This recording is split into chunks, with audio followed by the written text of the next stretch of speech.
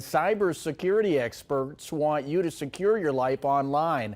The FBI says millions of people have had their personal information stolen this year in cyber attacks. October is National Cybersecurity Awareness Month, and a Consumer First Alert, Tammy Elliott, has tips to protect your personal information. We live our lives online, so it's critical you practice good cyber hygiene, like brushing your teeth, something you have to do.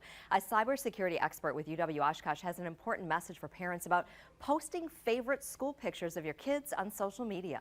And they can probably see what your children look like, the names of your kids, where they're going to school, how old they are. All of these things can be used in a social engineering attack, or God forbid something worse, against people. The internet makes it easy for sexual predators or criminals to misrepresent who they are and their motives. Personal details you share could be used in a social engineering attack. That's where scammers impersonate a friend or company you do business with and try and trick you. Really think about who's looking at this, why do they need to see it, and maybe some self-examination of why am I sharing it. And if we all share a little bit less of that stuff with people who don't know us, I think the better off we're all going to be. Cybersecurity experts have these tips. Limit personal information. Don't post details like your schedule or routine that can make you or your family vulnerable.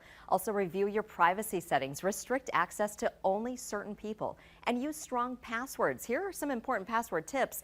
America's Cyber Defense Agency now recommending passwords should be 16 characters. Use a different password for accounts. And turn on multi-factor authentication, especially for your email, social media, and financial accounts. The more you follow this advice, the harder you make it for someone to steal your data, money, and identity. Tammy Elliott, Action 2 News.